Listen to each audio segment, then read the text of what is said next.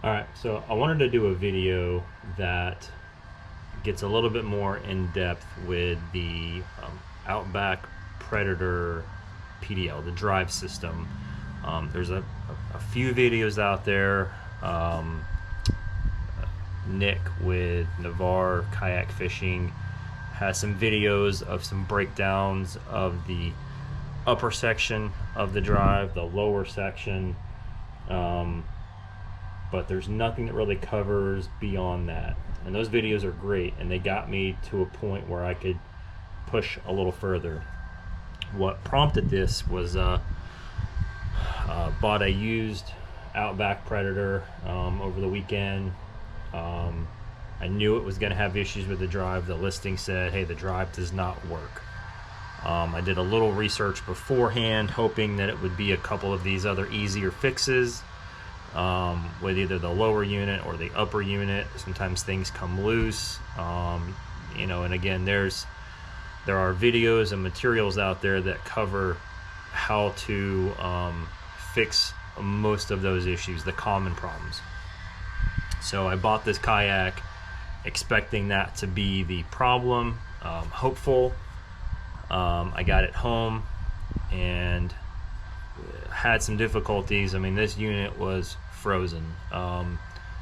Even trying to remove some of the parts to get to where the problem issue could be, I had difficulty. But I was able to, with some help, remove some of these sections and get in there and check these common components, only to find out that's not the problem. And so what I discovered is that there is a bearing assembly. It's a needle bearing assembly in the upper part of the drive, where I don't know if you call it a crankshaft or whatever, the drive shaft that goes from the top to the bottom. It goes into, it passes through a bearing system, and that bearing system was shot, which was causing the binding on the pedals. And I'll put that video in here with it, or you can see the issue that I was having when I would try to crank the pedals. With some force, I could get them to turn, a 16th of a turn at a time, but obviously that's not going to work. So I was going to do a full breakdown as I did it, and it didn't. So I'm going to try to show what I have done in case someone else has this issue. And just an FYI, Old Town does not sell this bearing assembly, so I don't even have a solution yet. I think I do. I've got a part on order that we found on the internet. Also, a local Napa Auto Parts store has ordered a bearing assembly that I think is going to work.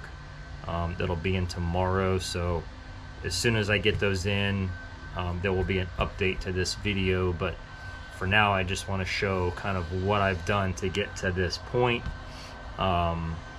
so that there's some kind of material out there. So stay tuned.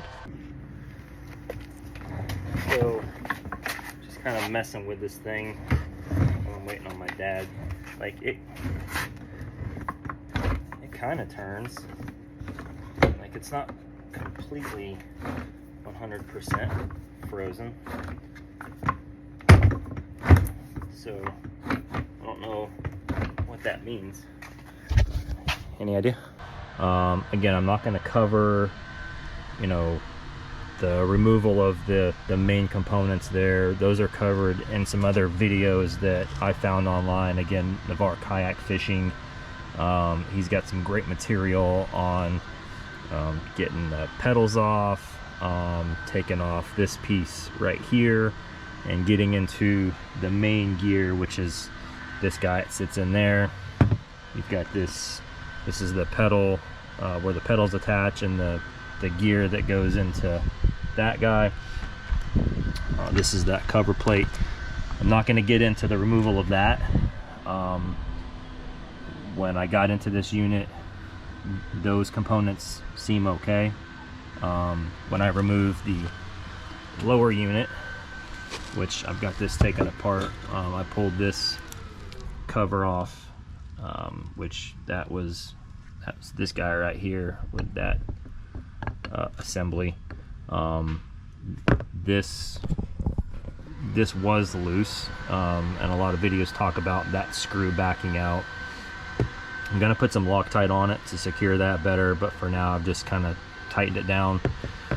And you can see all my hammer marks from the screwdrivers and stuff to get this out, because this unit was seized. I had to use heat. That is one thing I will cover that the other videos that I've seen don't really talk about, is this being in there. If it's a brand new unit, a lot of times they'll just slide right out. Take these screws out and it pops right out.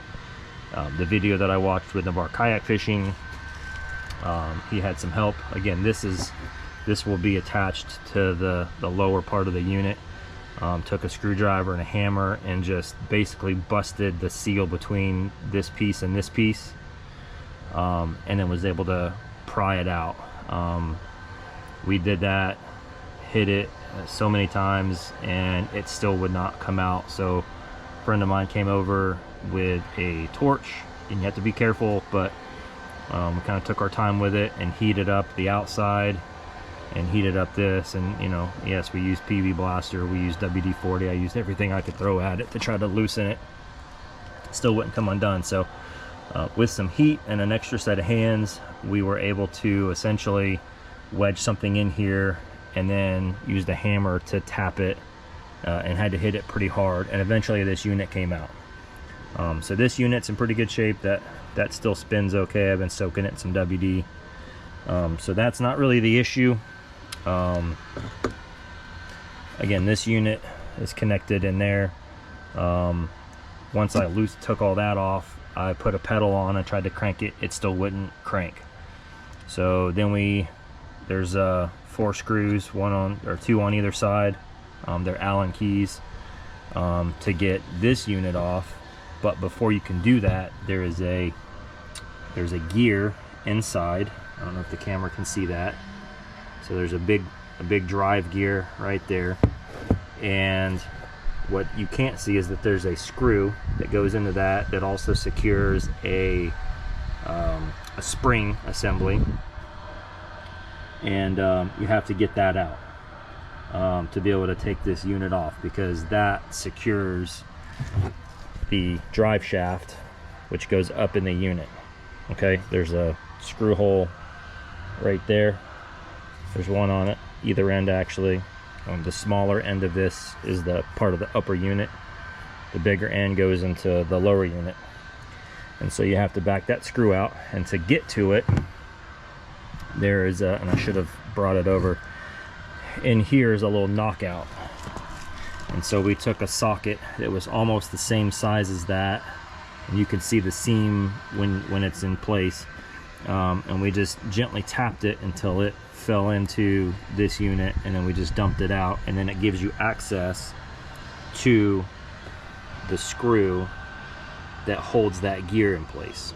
Okay, and when you do this, be careful, because with that gear on in place, you can't really see it in the video, but behind that gear, pretty much all up in this section right here, are multiple bearing systems, bearing assemblies that are stacked on each other, and some are bigger than the others, and they kind of work their way up. So you need to be careful that you don't knock those loose. I don't know if there's replacements. I don't even know how you would get in there to replace them. I've been really careful with this. I have pulled this gear out, at least from where it's installed, but when you try to pull it out through this opening, it won't come out. So I don't know how it comes out. You most likely will have to remove this top plate right here, which I don't want to do, and then those bearings and that gear maybe could come out through the top. So for now, I've just left the gear in place. I've oiled it, or WD-40 and all that. The bearings looked okay. I don't want to mess with it, because I don't know if I can replace them if I screw them up. And how I got to this point, again, those 4 screws, you back those out, and I just tapped this and this end with a hammer after that screw was out, and it came out. Once that's out, it exposes this drive rod right here. Okay, so the other end of that goes up in here, and this is the top gear, and there is a bearing assembly that's inside that cavity, which is this stuff right here. There's a screw that holds this in. There's like a washer or something that sits on there, and a screw that holds that to the top of that rod. So it's an Allen key. You back that out, this comes out, and then that rod will free slide all the way out. I had to pull it a little bit. Mine, there obviously was water in this system. Mine was covered in barnacles. I cleaned it up a little bit, but it looked like it had been sitting in the bottom of the Gulf of Mexico for a minute. So we got the rod out, we got this gear out, and that exposed a needle bearing system that was in that cavity. And what you end up with, so all the bearings are out of this. This thing was shot. There were just imagine the worst of the worst, busted up bearings. They were all crumpled together. So that's what was preventing the turning of the wheel, or the pedals. So essentially this brass sleeve fits down into that assembly, and then you've got some spacers here. There's another bearing that's going to butt up with that. It's going to be kind of like this. Well, I'm not going to take them off the tape, but you get the idea. So they stack on top of each other to fill up that cavity.